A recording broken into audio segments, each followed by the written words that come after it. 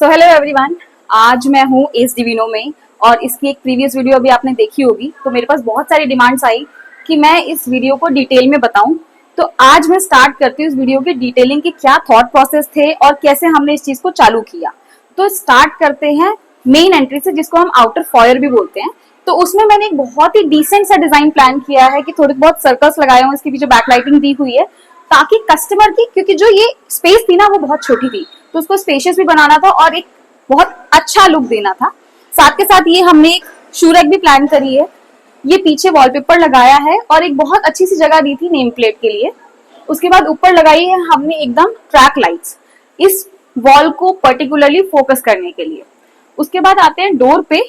ये security door है but typical security door नहीं है, जैसा कि आपने देखा होगा एसएस में होता है। ये वुडन का है, ये ग्रूव्स आर पीयू पॉलिश्ड, ये हमारी लैमिनेट है और ये मेटल है जिसके पीछे मस्कीटो वाली जाली लगी हुई है।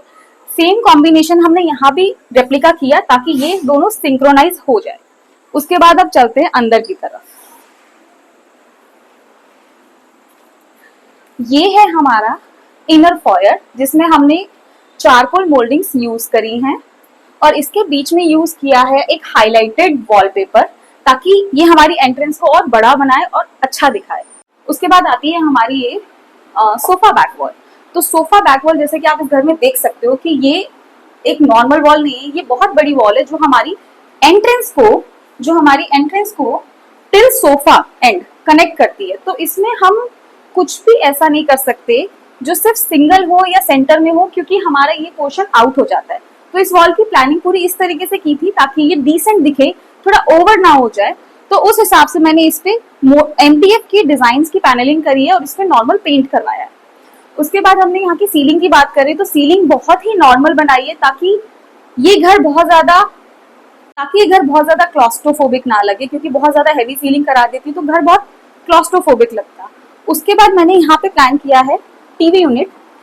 जैसे कि आप देख सकते हो टीवी यूनिट की जो वॉल थी ये बहुत छोटी थी और ये इस घर का मेन एलिमेंट है, क्योंकि ये टीवी यूनिट बिल्कुल भी नॉर्मल नहीं है।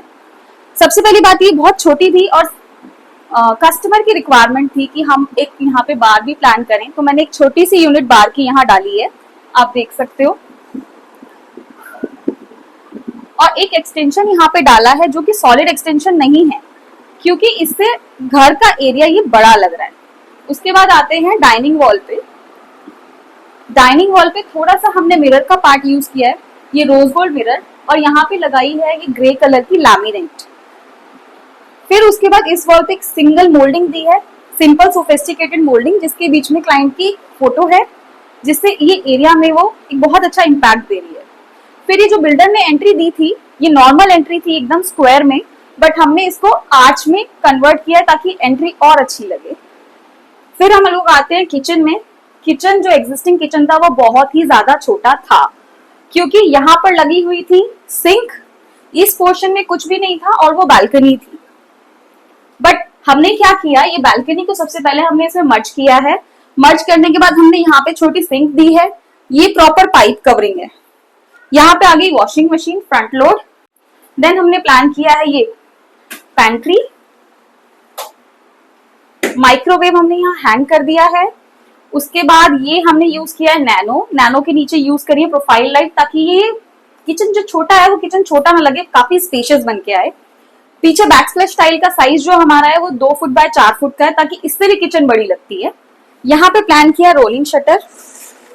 रोलिंग शटर प्लान करने से बहुत सारी ऐसी चीजें होती है जो हमारे डेली बेसिस पे यूज होती हैं और वो स्लैब पे फैली रहती है, जिसकी वजह से हमारा किचन छोटा लगता है। तो डेली के इक्विपमेंट सारे इसमें आ जाते हैं। तो अब चलते हैं रूम्स की तरफ। तो ये है मास्टर बेडरूम। तो इस बेडरूम को प्लान करते हुए मैंने बहुत सारी चीज़ें माइंड में रखी थी, क्योंकि रूम बहुत ज़्यादा बड़ा नहीं था और हमें एडिशनल वार्डरोब चाहिए थी। तो मैं आपको दिखाती हूँ कैसे कैसे प्लान किया है। ये सबसे पहली वार्डरोब मैंने बनाई है ग्लास प्रोफाइल वाली, और ये बिल्डर प्रोवाइडेड स्पेस थी, बट ये इतनी छोटी थी कि एक और एडिशनल मुझे बनानी पड़ी, जो हमने इस साइड पर बनाई है, लेकिन इसकी डेप्थ थोड़ी कम रखी है ताकि ये रूम हमारा स्पेशियस लगे। स्पेस मैनेजमेंट बहुत ज़्यादा ज़रूरी थी हमारी इस रूम में।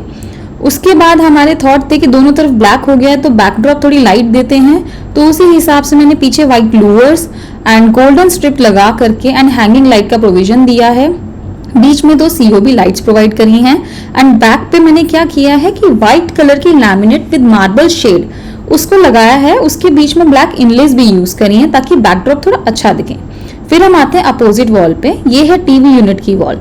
तो टीवी यूनिट को हमने इस तरीके से प्लान करा है क्योंकि रूम इतना बड़ा नहीं था, ताकि अगर हम हेवी प्लान करते तो बहुत ज्यादा हेवी हो जाता। तो हमने पीछे सिंपल मोल्डिंग की पैनलिंग करी है, डायरेक्ट वॉल पे टीवी लगाया है, सारी वायरिंग अंदर से कर दी है। और जो ये आप देख रहे हैं कैमोफ्लेज डोर है, ये टॉयलेट की एंट्री थी बट वो बहुत डिस्टर्ब कर रही थी तो हमने उसको कैमोफ्लेज कर दिया। साइड में दी 3 ओपन शेल्फ, स्लीक सी यूनिट।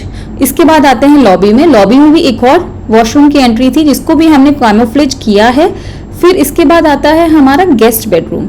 गेस्ट बेडरूम में भी हमने बहुत कुछ सोचा और उसके बाद बहुत स्लीक सी सीलिंग बनाई ताकि हमारा रूम स्पेशियस लगे। पीछे हमने एक लॉन्ग मिरर यूज करा है एज अ ड्रेसर। उसके साथ हमने जो यूज किए हैं चीजें वो हैं लूवर्स एंड वॉलपेपर, ताकि वो डिजाइन का भी काम करे और ड्रेसर का भी। सिंपल एलिगेंट एक बेड लगाया है। उसके बाद आते हैं हम, ये बिल्ड प्रोवाइडेड स्पेस थी जिसमें हमने अगेन ब्लैक प्रोफाइल के शीशे वाली वार्डरोब बनाई है। ये एडिशनल वार्डरोब है क्योंकि रूम में स्पेस कम थी। और उसके बाद ये बनाई है हमने स्टडी यूनिट।